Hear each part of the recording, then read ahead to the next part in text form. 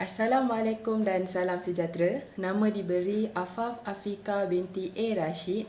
Nombor matrik S55231. Okey, baiklah. Rakaman video ini adalah bertujuan untuk menunjukkan cara penggunaan SPSS untuk menganalisis data. Okey, baiklah. Ini adalah data yang saya peroleh untuk dianalisis menggunakan SPSS. Step yang pertama, kita perlu highlight dan kita kena copy dan pastekan dia di SPSS. Okey, ini adalah data yang telah saya copy and paste. So, kita kena tengok dulu ada tak apa-apa kesalahan. Go through. Dan di bahagian ketinggian ni saya ada perasan ada 1.47 ketinggian cm. Ini adalah error, jadi kita betulkan 147. Okey. Kemudian kita rename di bahagian variable view supaya setiap kategori yang di row pertama ni akan berada di bahagian biru di atas ni. Caranya, pergi ke variable view dan tekan. Kemudian rename mengikut kategori yang telah ditetapkan. Yang pertama adalah jantina. Yang kedua, ketinggian. Yang ketiga, berat badan.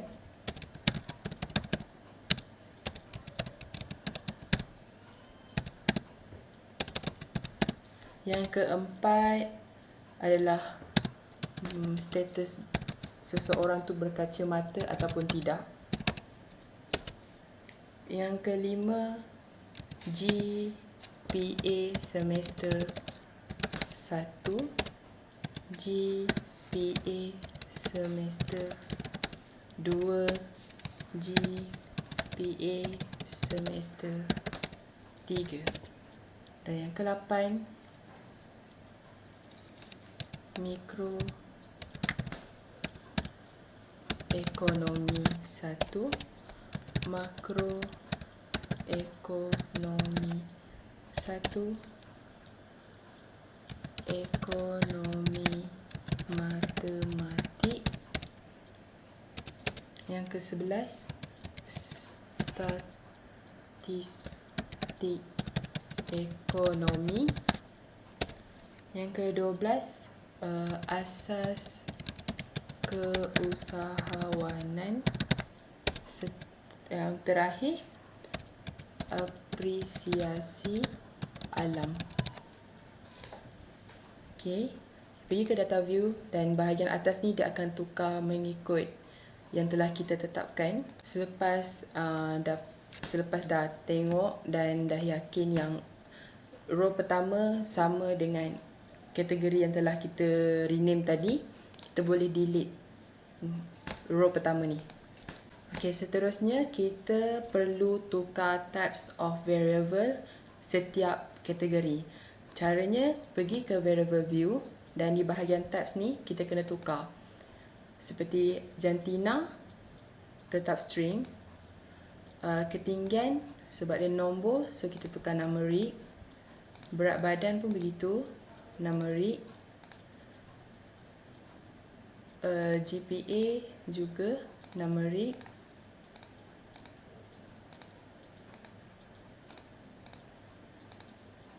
Okey, yang lain ni masih lagi string sebab dia bukan numeric. Okey, kemudian kita kena untuk kategori yang tidak menggunakan nombor, kita kena tukar kepada kod nombor. Okey, caranya dengan pergi ke transform, record into different variable dan kita pilih seperti jantina. First kita pilih jantina dan kita rename dia. Saya akan gunakan English untuk tukarkan dia. Dan kita pilih all and new value. Lelaki, kita letak nombor 1, tekan add. Dan perempuan, kita tekan nombor 2 dan add. Kemudian kita tekan continue dan OK. Nanti dekat kategori ni dia akan tambah untuk gender dan 2 mewakili untuk perempuan dan 1 mewakili untuk lelaki. Kemudian kita buat pula untuk yang berkaca mata. Sama juga. Transform record into different variable dan kita pilih yang berkaca mata. Sebelum tu kita kena reset dulu ya. Kita reset dulu dan kita pilih berkaca mata. Tukar ke spectacle. Change. Pilih all and new value. Untuk berkaca mata dia menggunakan tidak dan ya. Jadi kod untuk ya, yang all value kita pilih ya dan kod untuk ya adalah nombor 1. Kemudian yang tidak kita tulis dekat sini, kod untuk tidak adalah nombor 2. Add, continue dan OK. Kita repeat untuk mikroekonomi. Sama saja dia punya cara. Record variable. Reset dahulu, kita pilih mikroekonomi. Saya akan tukar ke English untuk rename dia. Mikroekonomi. Change all and new value. Untuk mikro sehingga apresiasi alam, kita akan menggunakan dari data yang asal menggunakan sangat tidak suka, kurang suka, suka dan sangat suka. Jadi untuk 5 pilihan ni kita akan tukar kepada nombor. Yang pertama adalah sangat tidak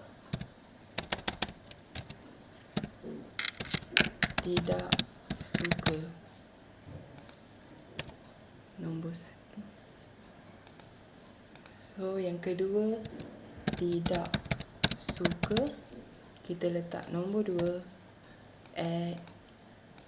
Yang ketiga adalah kurang suka, kita letak nombor 3. Add. Yang keempat suka, letak nombor 4. Add. Dan yang kelima sangat suka. Dan kita letak kod dia nombor 5. Continue dan OK. Jadi dah akan tambah lagi satu kolom. Okey, kemudian kita buat pula untuk makroekonomi. Pergi ke transform, pilih record into different variable dan kita pilih makroekonomi. Transfer, renamekan dia. Saya buat tukar kepada English.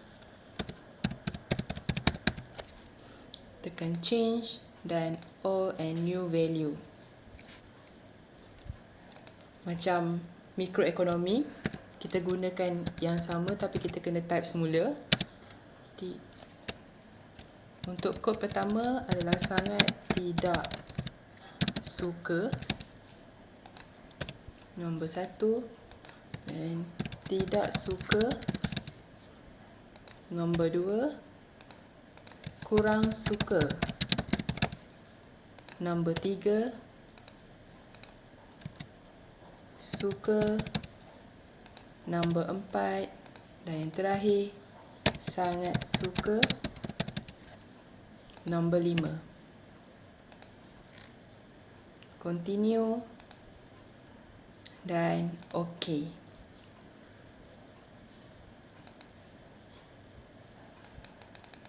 Jadi dia akan tambah lagi satu kolom untuk makroekonomi di sini. Okey, untuk statistik asas keusahawanan, dan terakhir apresiasi alam pun kita buat yang sama juga. Okey, ini saya dah tambah di bahagian statistik, entrepreneur dan natural appreciation. So, ini adalah kategori yang baru. Okey, kemudian kita kena tukar decimal untuk kategori yang tertentu seperti GPA, GPA semester 1, GPA semester 2 dan GPA semester 3. Jadi untuk 3 kategori ni kita akan tukar dia punya decimal. Macam mana untuk tukar decimal? Pergi ke variable view. Di bahagian decimal ni, untuk kategori GPA, kita tukar 2. Naikkan 2. Okey. Nanti dekat GPA ni dia akan tukar terus mengikut pada data yang asal lah. Okey. Kemudian kita kena tengok juga types of variable untuk kategori yang kita dah transform. Kita kena tengok kat variable view. Okey, daripada nombor 14 hingga nombor 21 dah secara automatik tukar dia punya types of variable. Okey, kemudian kita nak tahu berapa frekuensi untuk standard deviation, minimum, maximum dan variance dia. Kita kena pergi ke analyze. Kita pilih descriptive statistik dan frekuensi. Di sini kita kena transfer semua di bahagian ini kepada bahagian variable. Tetapi dia boleh nak transfer one by one seperti ini. Ataupun kita boleh transfer sekaligus. Kita kena tekan Ctrl A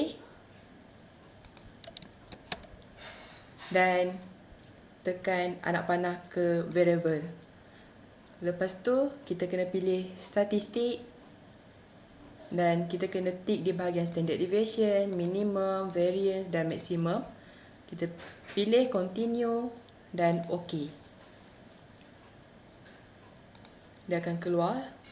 Okey, ini adalah table frekuensi dan statistik untuk setiap kategori yang tak ada standard deviation. Kotak yang tak ada standard deviation ni adalah kotak yang kategori untuk yang tak ada nombor tu yang kita dah transfer. So, untuk tengok standard deviation, variance, maximum dan minimum statistik untuk kita punya data berkacamata dan 6 subjek tersebut, kita kena tengok dekat bahagian belakang ni. Dia ada keluar sekali. Okey. Ini adalah dia punya standard deviation, variance, maximum dan minimum. Kemudian kita kena tengok di bahagian missing ni. Kalau ada nombor 1, maksudnya ada error. Tapi kalau semuanya kosong, maksudnya kita punya data okey. Okey. Dan ini adalah frekuensi table untuk semua kategori. Kemudian saya akan analyze independent t-test dengan cara pilih analyze, compare mean dan pilih independent sample t-test. Dan saya akan analyze mengikut soalan. Okey, soalan pertama ialah adakah ketinggian pelajar lelaki sama dengan pelajar perempuan? Ini adalah ujian two-tail. Jadi, di bahagian variable test variable, kita kena pilih ketinggian. Dan bahagian grouping variable, kita pilih gender. Kita kena ambil yang kita dah transfer ya. Kita tekan dulu define group dan yang group 1 ni adalah 1 untuk lelaki, group 2 2 untuk perempuan. Okey, continue dan kita tekan OK. Adakah ketinggian pelajar lelaki sama dengan pelajar perempuan? Jadi ini adalah two-tail test. Dan dia punya hipotesis akan menjadi seperti ini.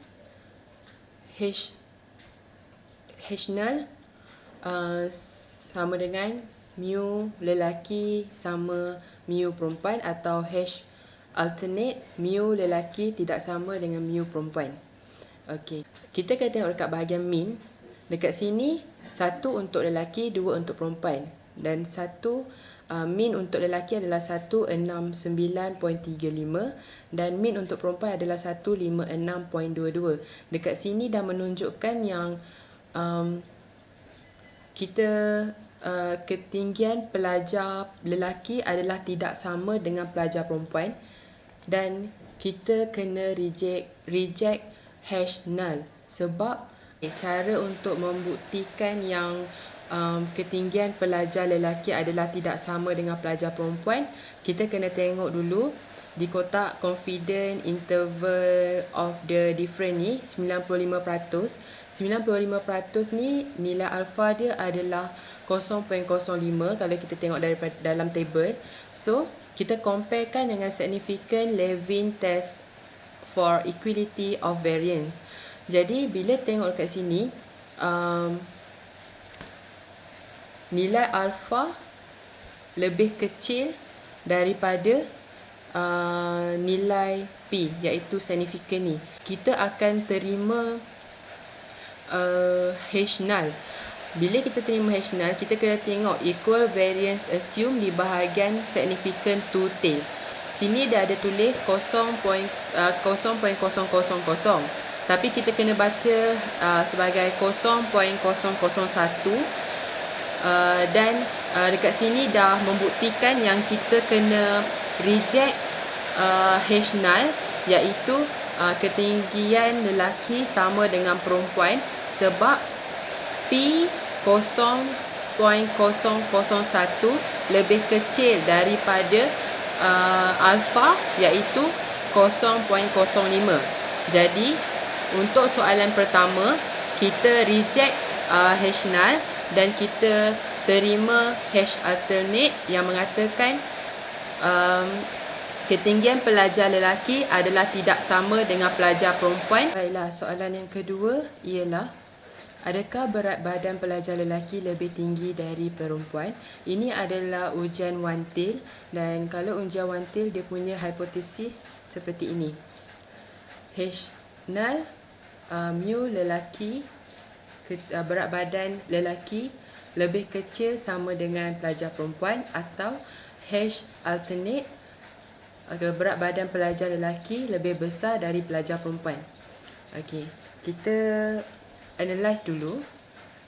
Pergi bahagian analyze dan kita pilih compare min, independent sample t-test.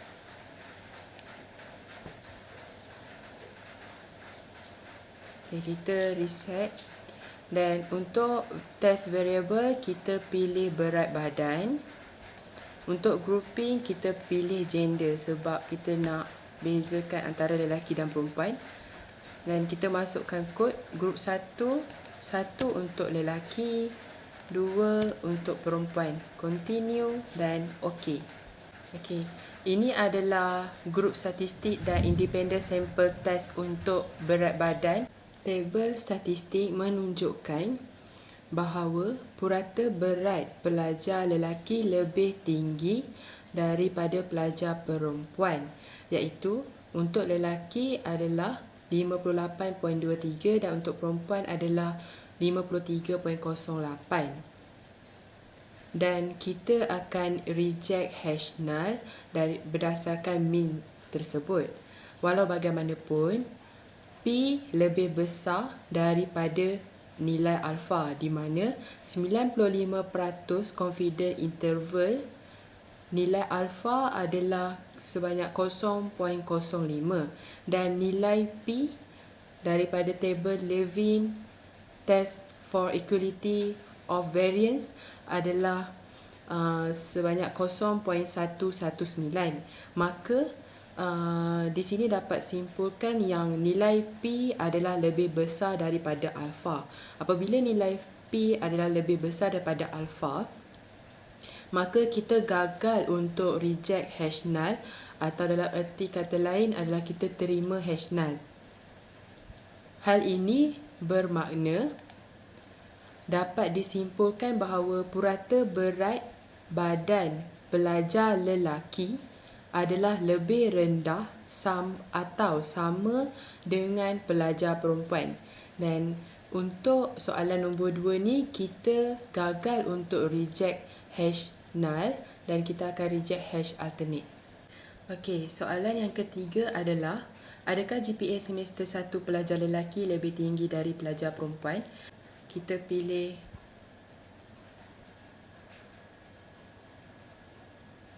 compare mean dan independent sample t-test.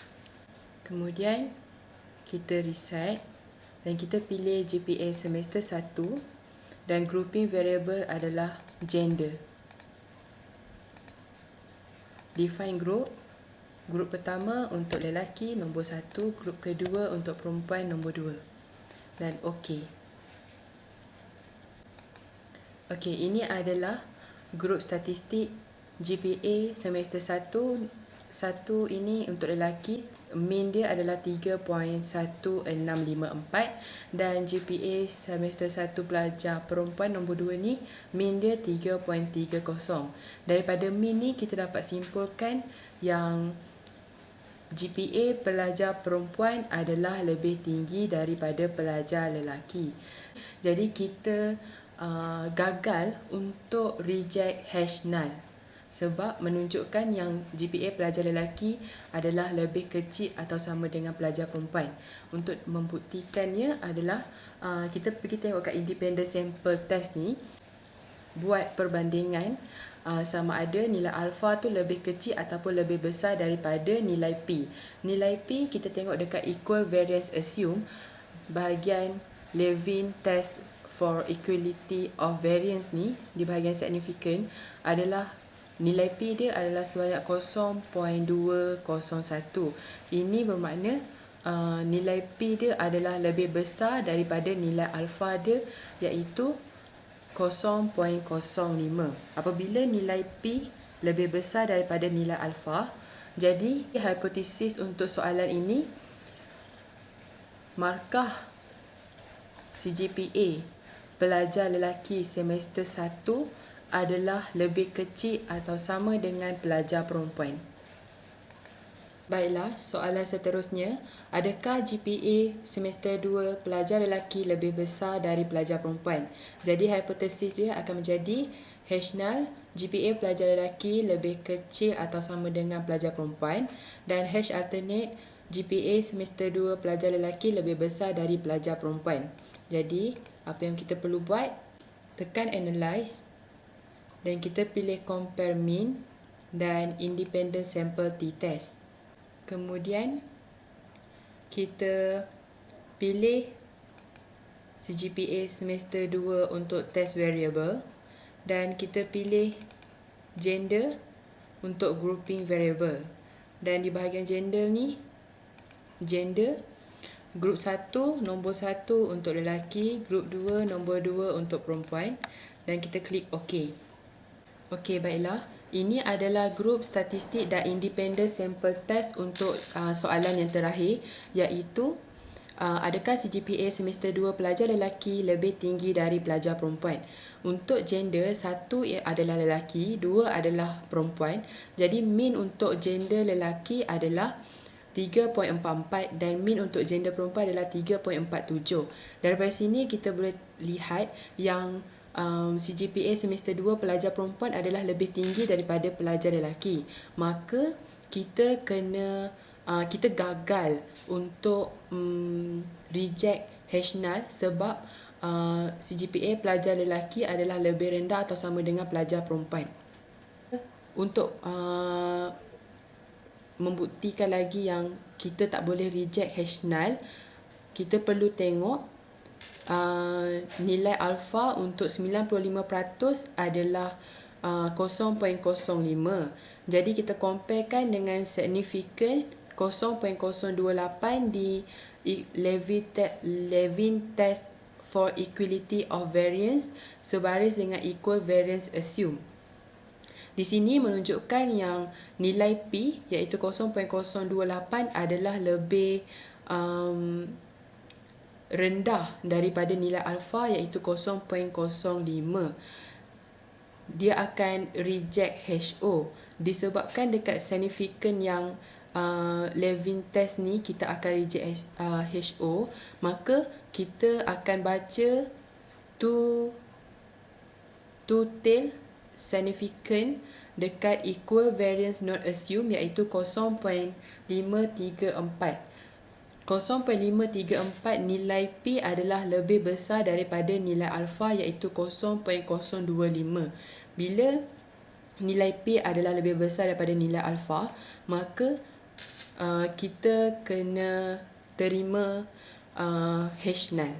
Dan jawapan hipotesis untuk soalan yang keempat ni adalah kita gagal untuk reject H null.